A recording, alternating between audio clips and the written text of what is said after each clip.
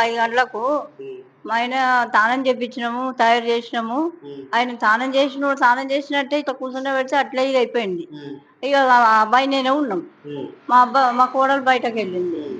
ఆయనకి ఎట్లరా మరి డాక్టర్‌కి చెయ్యి ఫోన్ అంటే, డాక్టర్‌కి చేస్తే డాక్టర్ ఏం హ్మ్. ఎత్తలేదు. ఇగ ఈయనకు చేసిండు. గిట్ల అయింది నాన్నకంటే సప్పుడు చేయలేదు. హ్మ్. సప్పుడు చేయకుండా అమ్మ గిట్ల సప్పుడు చేస్తలేరు ఎట్లా అంటే మరి ఏం చేద్దామని అన్నా. ఇగ నేను ఏడ్చుకుంటున్నా. నాకేం మనసులో పట్టలేదు. నేను ఏడ్చుకుంటున్నా. ఇగ తర్వాత జరిగింది ఇగ వాళ్ళే చూసుకున్నారు. నా కొడుకు, నా కోడలు, నా బిడ్డలచ్చిర్రు హ్మ్. ఇద్దరు. ఆ బిడ్డలే మాట్లాడితే అక్క అంటే అక్క అనుడు, చెక్క అంటే చెక్క అనుడు. టెంట్ ఓలేసిర్రు. ఓడేమన్నాడు వాని ఇంటి ముంగట ఏసుకపో. హ్మ్. అగ్గి తీసేసుడు. హ్మ్. అగ్గి గుంజి పారేసిర్రు. టెంట్ తీసేసిర్రు.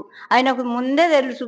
బాగాలేటని తెలుసు. నేను ఆయనని అడిగిన, "ఎక్కడన్నా డాక్టర్ మంచోళ్ళున్నారా? మీరు చెప్పుండ్రి. మీకు తెలుసు. మాకు తెలవదు. మేము కొత్తోళ్ళం" అని చెప్పినా గానీ, ఆయన ఒక డాక్టర్ పేరు చెప్తే, ఆ డాక్టర్ చూపించినాం. ఆయన హ్మ్. చూసిండు. 10, 15 రోజుల కింద చూసిండు.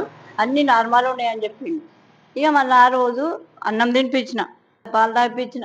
ఖతం ఇగ స్నానం చేపించినా, మంచిగా కూర్చుండబెట్టినా. అమ్మ పరుపు తెచ్చిండు హ్మ్. కరెంట్‌ది. పరుపు తెచ్చి, "అమ్మ పరుపులో వండబెడదాం. నాన్నకు పుండ్లయినాయి ఈడ. ఈడ పుండ్లయినాయి పక్కన." అయితే నాన్నని వండబెడదామంటే, "నాన్న నాకు ఆగుతలేదు. నాకు చక్కెర వచ్చినట్టయింది. నువ్వు పట్టుకోరా" అంటే, అమ్మ నాతోని కాదని ఆయనతో లావట్టి మంచం మీద వండబెట్టిండు సాల్వేసి. ఖతం అంతే. ఇగ మా మూలేగా నిద్రపోయినట్టే ఉన్నాడు. అన్న ఫోటోలో గూడా ఉన్నాయి.